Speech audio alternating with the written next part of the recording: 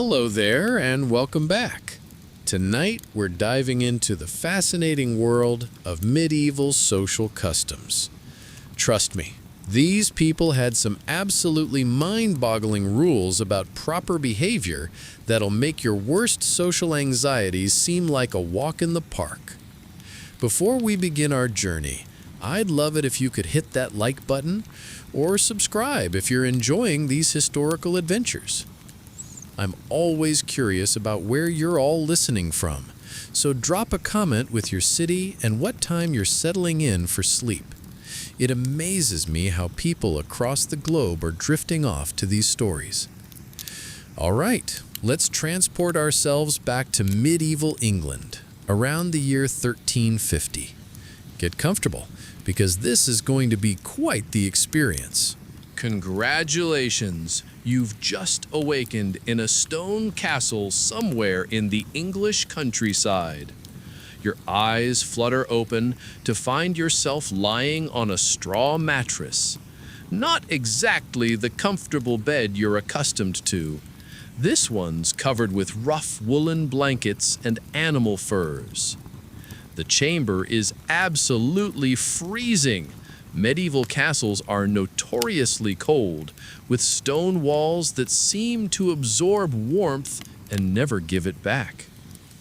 The dying embers in the massive fireplace cast dancing shadows across the room's sparse furnishings. A heavy wooden chest, a washing basin made of pewter, and a single chair carved from oak. Through the narrow window slit, you hear the distant sound of horses' hooves clattering across the courtyard cobblestones. A rooster crows somewhere beyond the castle walls. The air carries the scent of wood smoke mixed with something less pleasant, the general aroma of medieval life, where bathing is infrequent and perfume non-existent. Your nightgown is made of rough linen, reaching from your neck to your ankles. Modesty is absolutely paramount in medieval society. Showing even your wrists would be considered scandalous. Beside your bed sits a small handbell. You reach for it and give it a gentle ring. Almost immediately, you hear footsteps echoing down the stone corridor. Your lady's maid, Agnes, appears at the heavy wooden door, already dressed despite the early hour. She's wrapped in a simple brown wool kirtle, her hair completely covered by a white linen coif. "Good morrow, my lady," she says with a respectful curtsy. "Shall I open the shutters?" Without waiting for your response, she moves to the window and unlatches the wooden shutters, allowing pale morning light to filter into the chamber. The light reveals dust motes dancing in the air and highlights the condensation on the stone walls. "What would you have me lay out for you today, my lady?" Agnes asks, moving toward the large wooden chest that contains your wardrobe. And here begins your crash course in medieval social hierarchy. Because everything you wear, every word you speak, every person you acknowledge, and essentially every breath you take will be governed by the most rigid class system in history. Medieval society is like playing a game where the rules change depending on who you're talking to, and making a mistake could literally be deadly.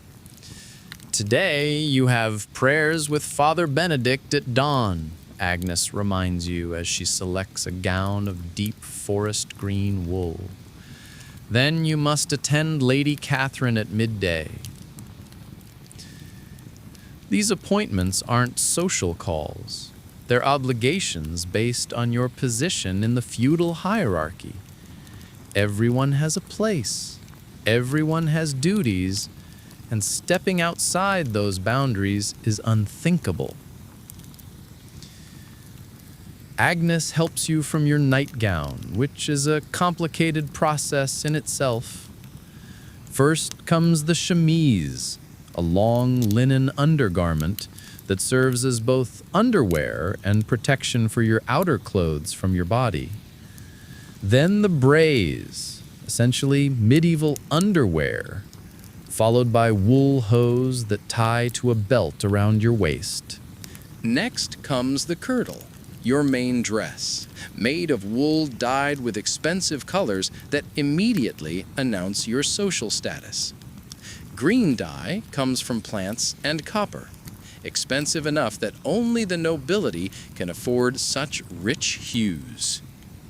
The kirtle fits tightly through the bodice and flows loosely from the hips, practical for movement, but modest in every respect.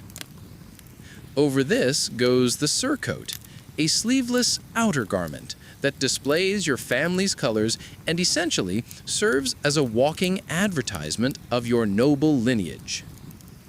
Finally, Agnes fastens a leather belt around your waist, from which hangs a small purse, your eating knife in its sheath, and a rosary, the essential accessories of a medieval noblewoman. Agnes arranges your hair, braiding it carefully and pinning it up beneath a white linen wimple that covers your hair completely, then securing a veil over that. Only unmarried young girls are allowed to show their hair, and even then, only in private. A married woman's hair is considered so alluring that it must be hidden from all eyes except her husband's. "Will you wear your cloak, my lady?" Agnes asks, holding up a heavy wool mantle lined with fur. The morning is cold, and stone castles are never truly warm. You nod, and she fastens the cloak with an ornate silver pin that bears your family's coat of arms. As Agnes helps you with your soft leather shoes, you remember another crucial rule of medieval life. Your clothing announces your status to everyone who sees you. The quality of your wool, the richness of your dyes, the silver of your jewelry, everything proclaims that you are nobility, and therefore worthy of respect and deference from those below you in society's rigid hierarchy. Fully dressed, you make your way down the cold stone steps to the castle's chapel for morning prayers. The corridors are already alive with activity. Servants hurry past carrying buckets of water, bundles of firewood, and trays of food. Each one stops and bows deeply when they see you, eyes downcast, waiting for you to pass before continuing their tasks. The chapel is small but beautiful, with stained glass windows casting colored light across the stone altar. Father Benedict, the castle's chaplain, stands ready to begin the morning service. He's a learned man, one of the few people in the castle who can read and write, which gives him considerable power, despite his religious vows of poverty. You take your place in the front pew, your position determined by your noble birth. Behind you, the other members of the household arrange themselves in strict order. Knights and their families, then wealthy merchants, then skilled craftsmen, then servants, then serfs. Everyone knows their place, and deviation from this order would cause scandal. The service is conducted entirely in Latin, which you understand because you've been educated, a privilege reserved for the nobility. Most of the people behind you follow along through memorized responses, having no idea what the words actually mean. Education is power in medieval society, and power is carefully guarded by those who possess it. After prayers, you break your fast in the great hall. The morning meal is substantial. Porridge, bread, cheese, and ale. Yes, ale for breakfast. Water is often unsafe to drink, so weak ale is the beverage of choice for all ages. You sit at the high table, elevated above the rest of the hall, with the lord and lady of the castle and their immediate family. The seating arrangement is crucial. Your place at the high table announces your importance to everyone in the hall. Lower tables stretch out below you, filled with people of decreasing social importance.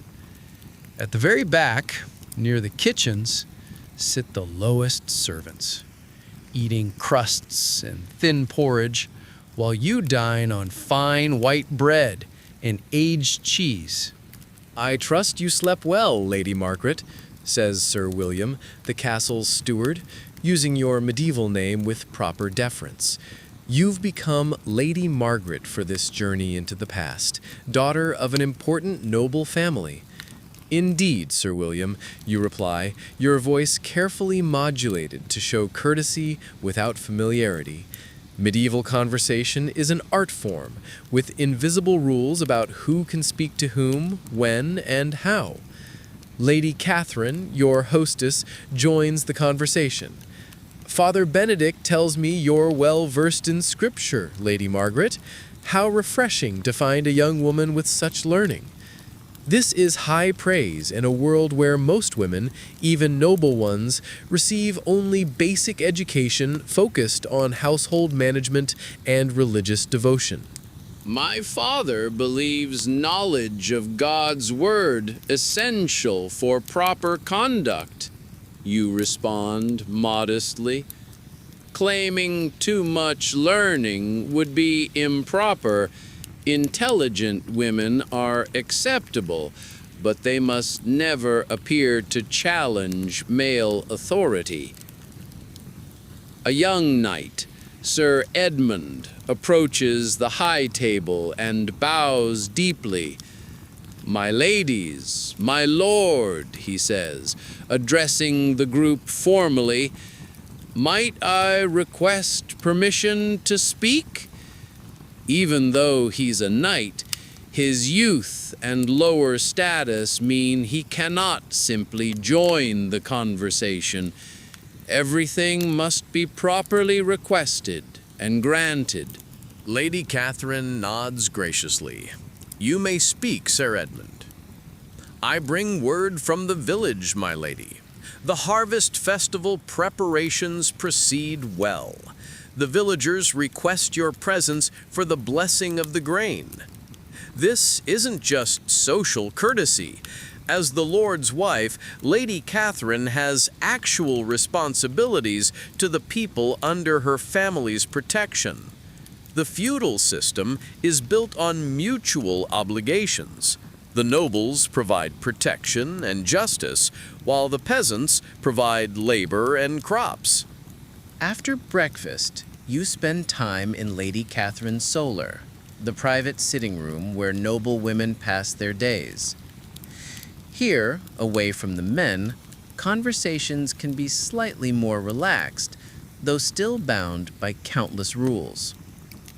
Sir Edmund seems a fine young man, Lady Catherine mentions casually as she works on her embroidery.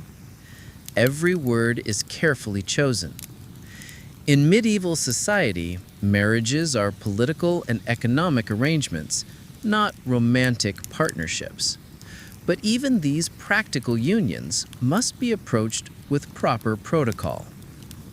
"He appears to be a devout knight," you reply neutrally, understanding the subtext. Sir Edmund has been looking at you with interest, but any romantic pursuit must follow strict medieval customs. His family holds good lands in Yorkshire, Lady Catherine continues, providing crucial information about his suitability as a potential husband. Land equals wealth, wealth equals power, and power equals a good marriage prospect. Your embroidery occupies your hands, while your mind processes this information. Medieval noblewomen spend countless hours on needlework, not just for decoration, but as a display of their virtue and skill. An idle woman is a suspicious woman in medieval thinking. Agnes appears at the solar entrance and curtsies deeply. "My lady, Sir Edmund requests an audience with Lady Margaret, with your permission." This is significant. Sir Edmund is asking for formal permission to court you, following proper medieval protocol. Lady Catherine looks to you, then nods to Agnes. Tells Sir Edmund he may join us here with proper accompaniment. A young unmarried woman cannot be alone with a man under any circumstances. The Solar will serve as an appropriate meeting place, with Lady Catherine as chaperone and Agnes as a witness.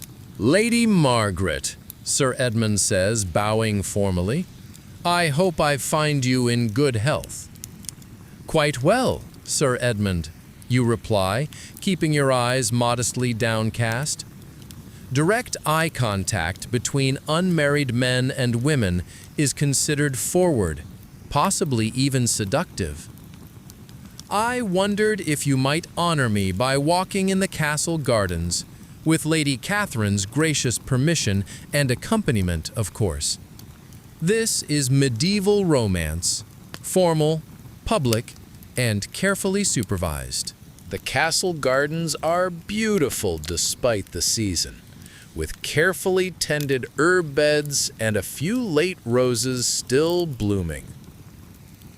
You walk slowly along the gravel paths, Sir Edmund to your left, Lady Catherine and Agnes following at a respectful distance that allows conversation but prevents any improper behavior. The gardens are lovely, Sir Edmund, you comment, admiring a bed of medicinal herbs. My mother maintains similar gardens at our estate, he replies, cleverly working in another reference to his family's property and status. She's particularly skilled with healing herbs. Such knowledge is valuable in a castle's mistress. This seems like casual conversation, but it's actually a careful negotiation. Sir Edmund is establishing his family's credentials while subtly suggesting that you would find his home well managed and prosperous. As you walk, you encounter other residents of the castle. A group of young pages, boys from noble families learning court manners, bow deeply and step aside. Two kitchen maids carrying baskets curtsy so low they nearly touch the ground. A visiting merchant, distinguished by his fine but not noble clothing, removes his cap and bows moderately, showing respect but not the abject deference of servants. Each interaction follows precise rules. Your response to each person must match their social status exactly. Too much acknowledgement of a servant would be inappropriate. Too little recognition of the merchant would be rude. Medieval social navigation requires constant awareness of hierarchy. Tell me about your family's holdings, Sir Edmund, you say, which is perfectly acceptable conversation between potential marriage partners. Marriage is a business arrangement, and discussing the practical aspects is not only appropriate but necessary. We hold 3 manors in Yorkshire and 1 in Durham. Good farmland, loyal tenants, and a strong stone keep. My father's men-at-arms number 40, well equipped and trained. This information is crucial. It tells you his family can provide security, wealth, and social status. The midday meal in the Great Hall is a grand affair, with the entire household gathering according to strict social order. You're seated at the high table again, but today there are important visitors, traveling nobles who must be accommodated according to their rank. Medieval dining is a complex social ritual. The seating arrangement alone takes considerable negotiation, as everyone must be placed according to their exact social status. An error in seating can cause offense that lasts for generations. The meal begins with ceremonial hand washing. Servants bring silver ewers filled with scented water and fine linen towels. This isn't just hygiene. It's a display of wealth and refinement that separates the nobility from the common people. Food arrives in a specific order, carried by servants who know exactly whom to serve first. The lord of the castle is served initially, then his lady, then guests in order of importance, then family members by age and status. You receive your portion early, a clear sign of your noble rank. The food itself is a statement of wealth and power.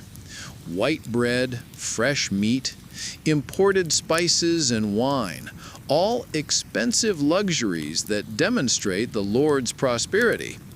At the lower tables, people eat darker bread, salted meat, and small ale, the clear markers of their lower status. Medieval table manners are elaborate and specific. You eat with your fingers, but in precisely the correct way, using only 3 fingers, never touching food with your palm, wiping your hands frequently on the provided napkins. Your eating knife is your own, carried with you everywhere, and using it properly requires considerable skill. Conversation during the meal follows strict protocols. Topics must be appropriate to mixed company and social standing. No discussion of business, politics, or anything controversial. Instead, people talk about hunting, the weather, recent travels, and suitable entertainment. "Lady Margaret," says one of the visiting nobles, "I understand you're skilled at the harp. Perhaps you would honor us with music after our meal." This isn't really a request. Refusing would be extremely rude. Musical ability is expected of noble ladies, and displaying it properly is part of your social duties. "I would be pleased to play, my lord," you reply graciously, though privately you're nervous about performing before such an important audience. After the meal, the hall is cleared and arranged for entertainment. This isn't casual fun. It's a carefully orchestrated display of the household's culture and refinement. The Lord's ability to provide good entertainment reflects on his status and wealth. You move to the harp, a beautiful instrument decorated with silver and carved wood. Agnes helps arrange your skirts properly around the small stool, ensuring that you're positioned modestly and elegantly. Even the way you sit while playing must conform to social expectations. The hall falls silent as you begin to play. Your choice of music is important. It must be complex enough to show skill, but appropriate for the mixed audience. You select a religious song, always a safe choice in medieval society, where piety and musical ability are both highly valued. As you play, you're acutely aware of being observed and judged. Your posture, your expression, your technical skill, and your choice of music are all being evaluated by everyone present. This performance could enhance or damage your reputation, affecting potential marriage prospects and social standing. Sir Edmund watches from across the hall, his expression carefully neutral, but his attention completely focused on you.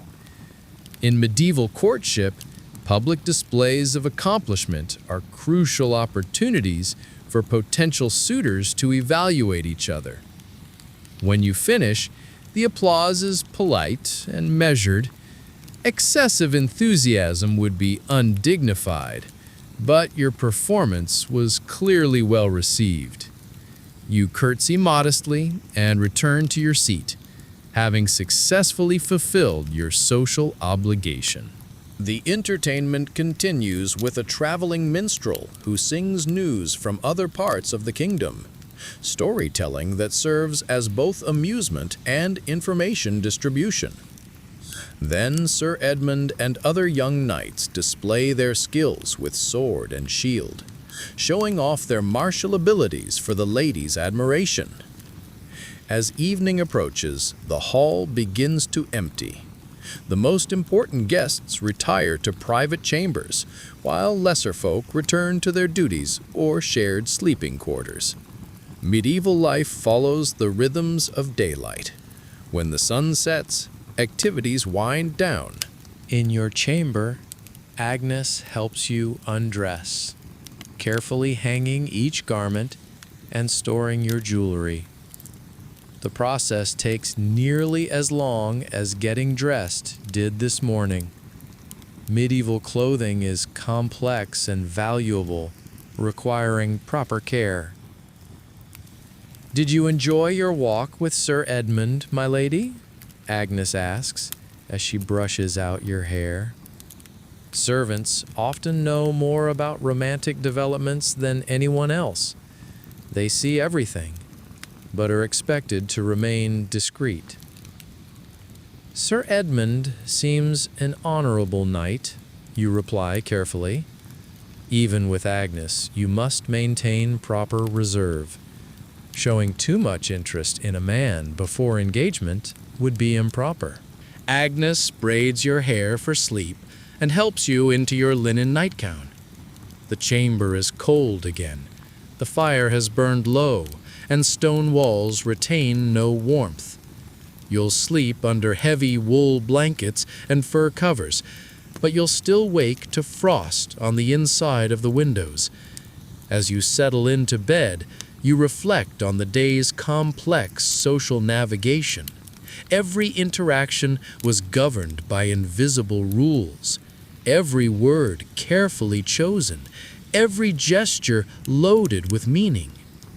Medieval society is like an elaborate dance where everyone knows the steps except you, and making a mistake could ruin your reputation forever. Outside your window, you hear the night watch calling the hours, their voices echoing off the stone walls. Somewhere in the castle, other people are settling into sleep. Knights in the barracks, servants on straw pallets, guests in chambers similar to yours. The medieval world is harsh and unforgiving, but there's something almost comforting about its rigid structure. Everyone knows their place, their duties, their expectations. There's security in that certainty, even if freedom is the price. Tomorrow will bring new challenges in medieval social navigation. You'll attend morning prayers again, navigate more complex conversations about potential marriage arrangements, and participate in the Harvest Festival preparations, a major social event that will require perfect execution of your noble duties. The Harvest Festival will be particularly challenging because it involves interaction with people from all levels of society. You'll need to balance nobility with appropriate kindness toward the lower classes, showing proper noblesse oblige without appearing to lower yourself to their level. There will also be more opportunities to interact with Sir Edmund, always under proper supervision, but with increasing expectations about the relationship's direction. Medieval courtships move quickly once they begin. Practical considerations don't allow for extended romantic development. As sleep begins to claim you, your last thoughts are of the intricate social web that governs every aspect of medieval life. Tomorrow you'll wake to another day of careful protocol, measured words, and constant awareness of your place in society's rigid hierarchy. But for now, you let the sounds of the medieval night lull you toward dreams. The distant lowing of cattle, the creak of wooden shutters in the wind, the soft footsteps of servants completing their final duties. In this world of absolute social rules and predetermined destinies, even your dreams must be proper and appropriate for a lady of noble birth. And there you have it, a day in medieval society, where every moment was governed by complex social rules that make modern etiquette seem wonderfully simple. From the moment you woke to your final prayers before sleep, every action carried social significance that could affect your entire future. The medieval world was harsh and unforgiving, but it was also structured in ways that provided security and certainty. Everyone knew their place, their duties, and their expectations. There was comfort in that order, even if personal freedom was severely limited. As you drift toward sleep, let these images of medieval life carry you into peaceful dreams. Stone castles and great halls, formal courtships and elaborate social rituals. A world where honor and hierarchy governed every interaction. Sweet dreams, and I'll see you in the next historical adventure.